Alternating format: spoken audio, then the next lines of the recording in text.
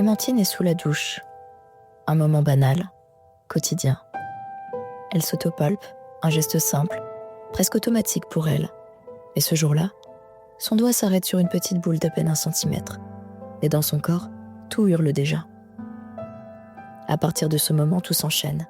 Généraliste, échographie, mammographie, IRM, puis la biopsie. Une aiguille énorme, un geste qu'elle vit comme invasif, et des larmes qui sortent sans qu'elle puisse les retenir. 2 semaines d'attente, le ventre noué, jusqu'au fameux coup de fil tant attendu. Vous l'aurez compris, les résultats ne sont pas bons. Clémentine devra rapidement s'entretenir avec le médecin. Ce rendez-vous, elle ne l'oubliera jamais. Les mots tombent. Carcinome, cancer, agressif, chimiothérapie. Le monde se met sur pause. Clémentine n'est plus vraiment là. Elle est dans une bulle, à regarder sa mère pleurer à côté d'elle, pendant qu'une seule phrase s'accroche à son cœur. Je vais guérir. Ce n'est pas négociable. Vous êtes sur État d'âme, le podcast au cœur de votre santé. Excellente écoute.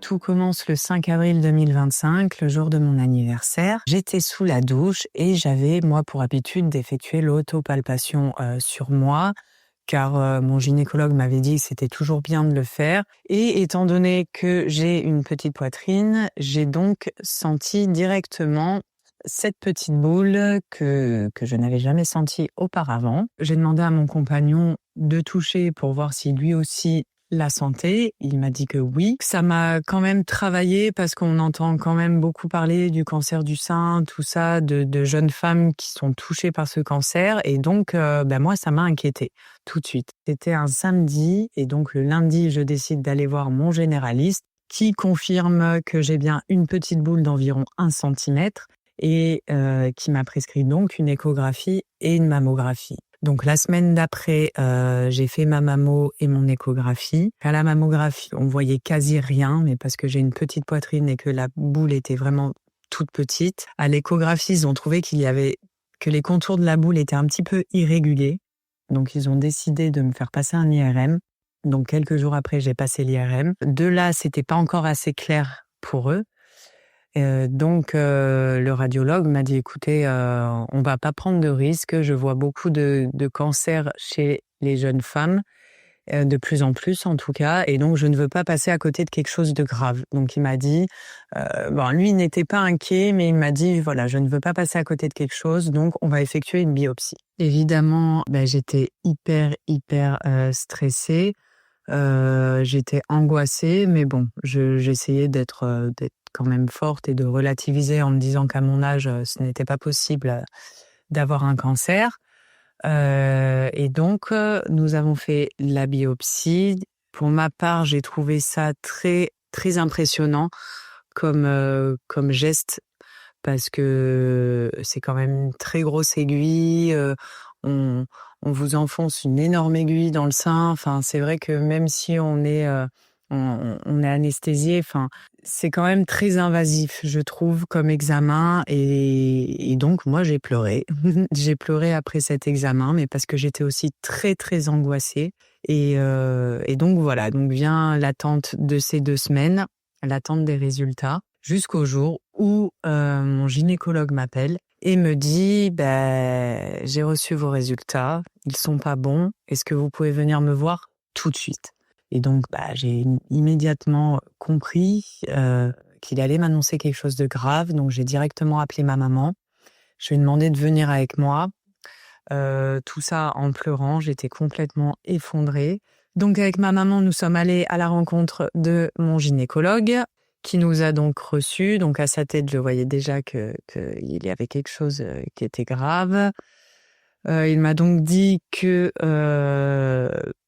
c'était un carcinome, donc ce qui veut dire cancer, et que de plus, il était triple négatif, donc c'était un cancer agressif qui se développait très vite et que il allait falloir se battre.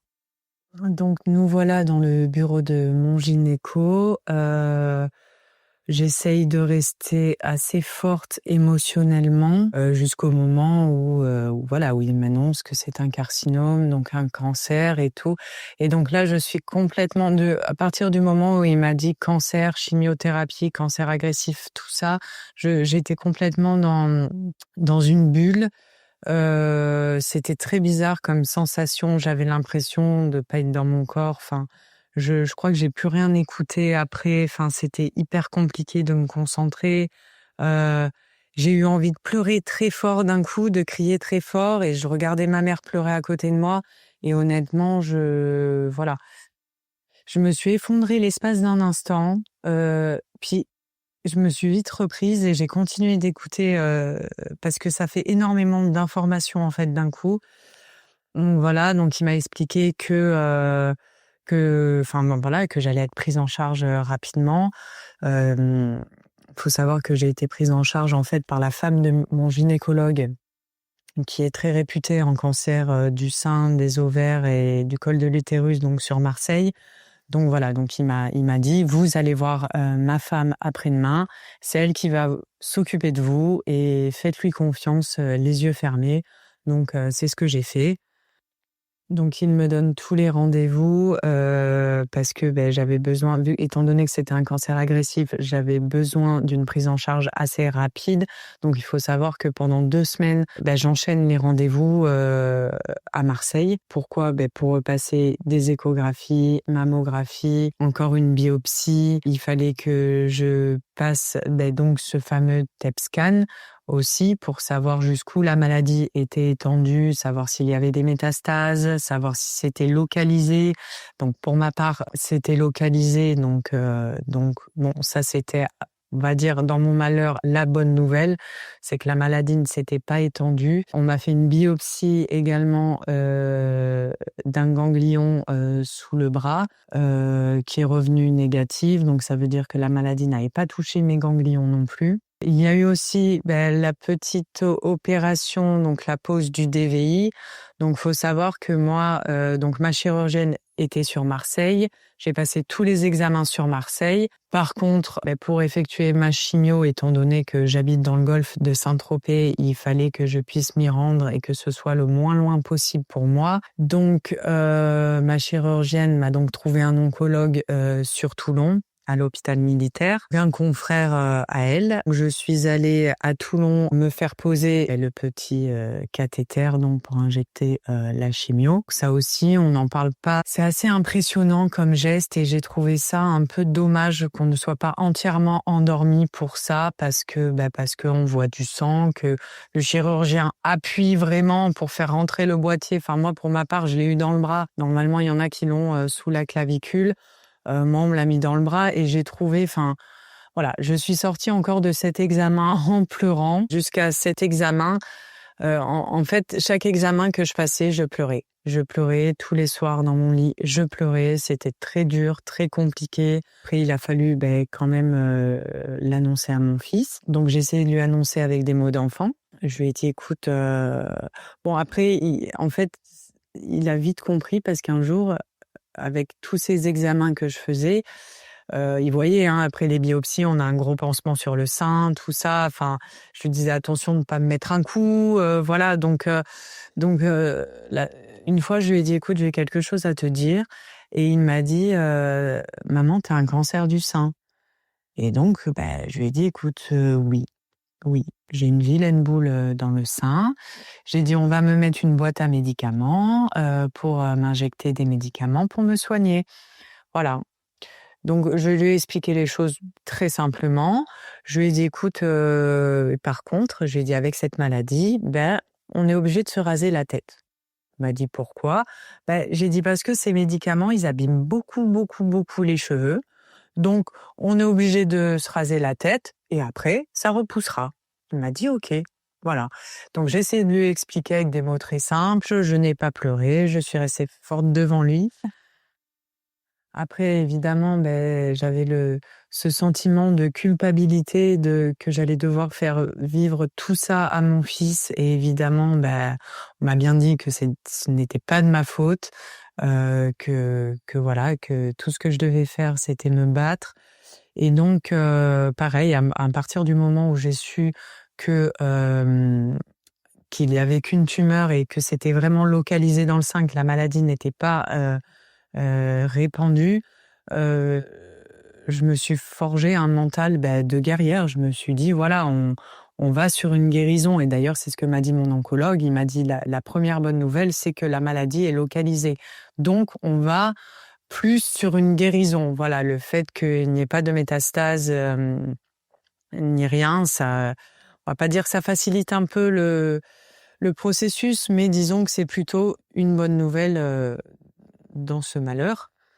Et donc là, je me suis dit, je vais guérir, c'est pas négociable, c'est comme ça, j'ai mon enfant, j'ai toute la vie devant moi encore. Et donc, je me suis dit, à partir de ce jour-là, tu vas prendre les choses étape par étape. Voilà.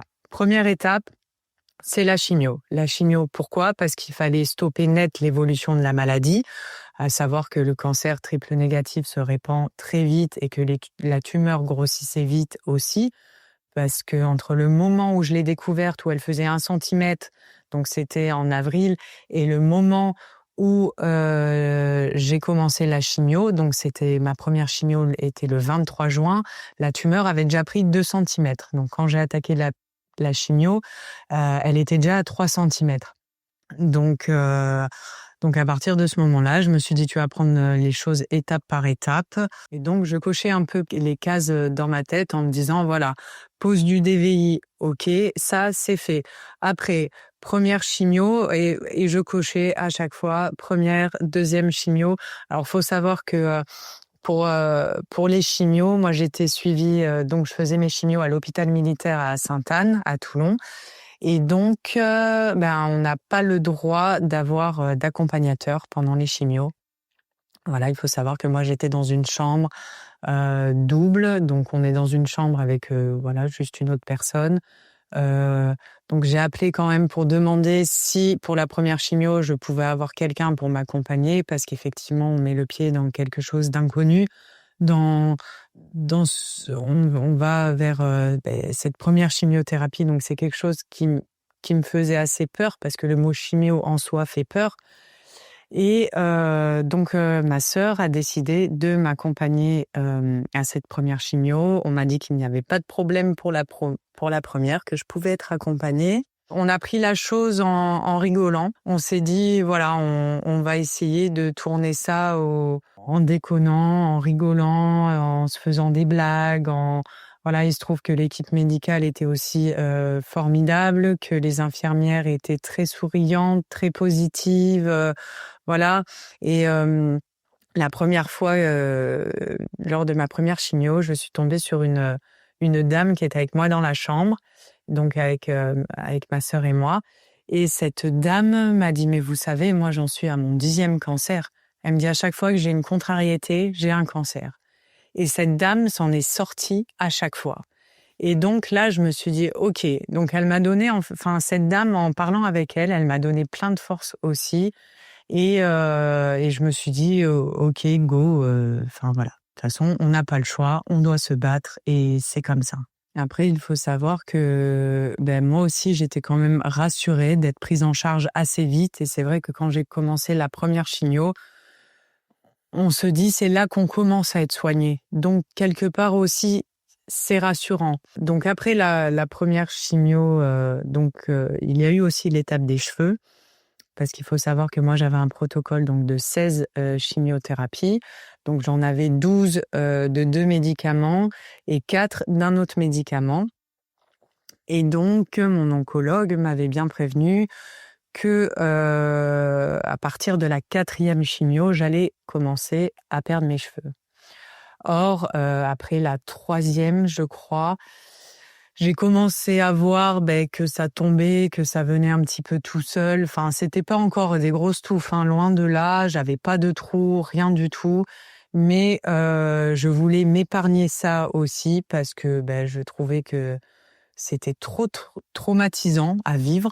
Donc, j'ai décidé de me raser la tête. Et le fait que ce soit moi qui ai pris la décision de le faire et d'anticiper, ça n'a pas du tout été traumatisant.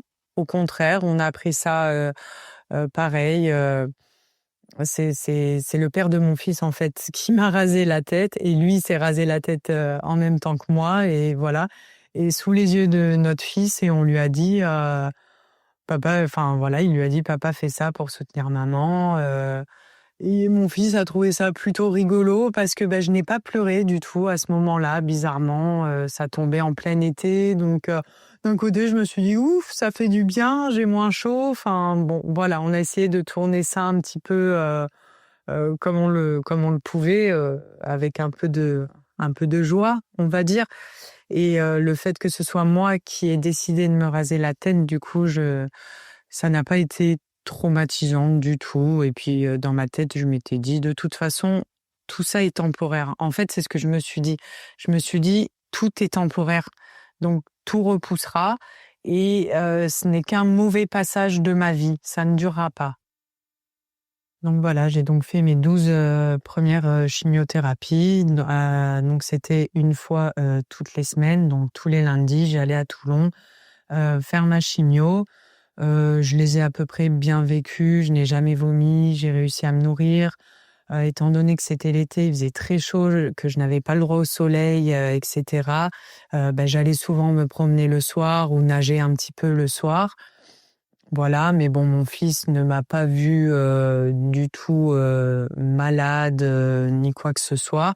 J'arrivais quand même à m'occuper de ma maison, à m'occuper de mon fils, donc pour ça, il n'y avait pas de souci.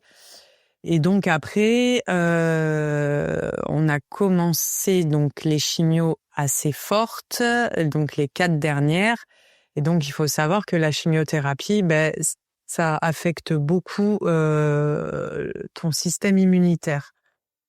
Donc c'est pour ça que d'ailleurs on fait des prises de sang avant chaque chimio, parce qu'avant chaque chimio, on voit le médecin qui regarde les prises de sang et qui valide ou non la chimio du jour.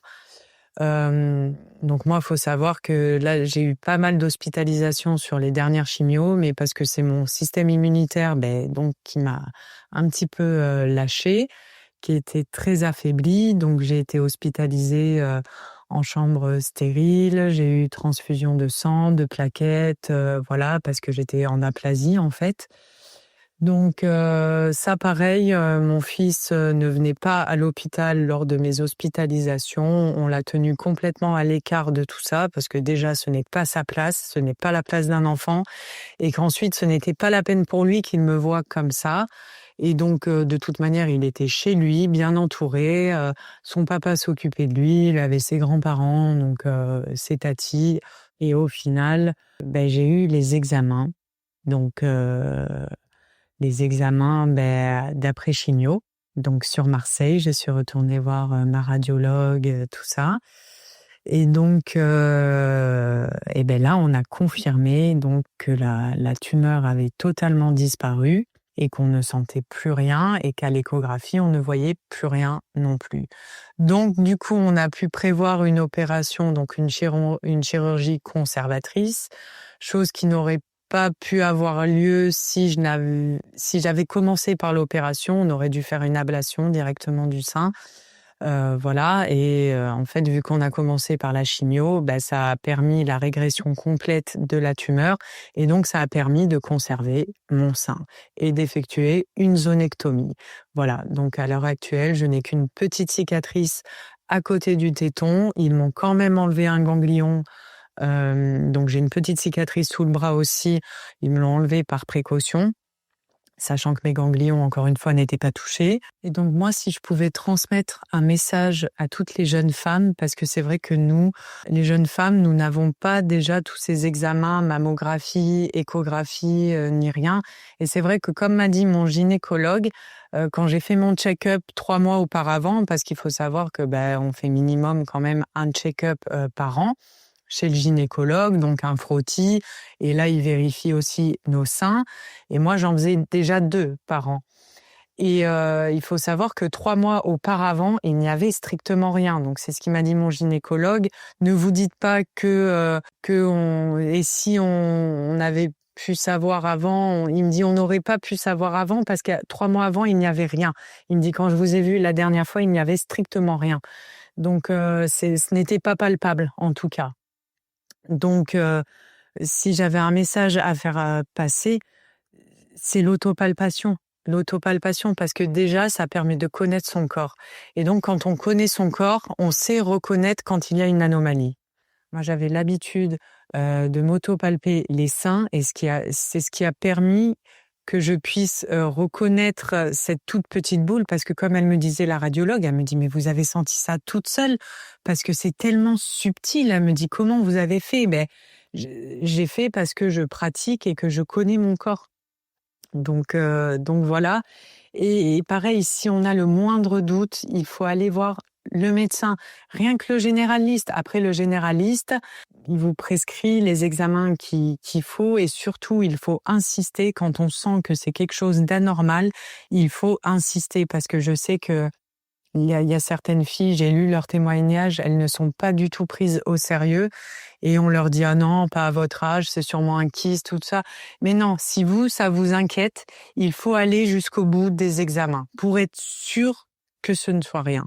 Et pourtant, moi, j'avais une bonne hygiène de vie, voilà, pas dans l'excès, rien du tout. Donc ça arrive vraiment c'est vraiment la loterie en fait, et ça arrive vraiment ça peut arriver à tout le monde. Voilà, l'autopalpation, c'est vraiment important parce que il faut connaître son corps, et c'est ce qui permet de reconnaître une anomalie, si anomalie il y a.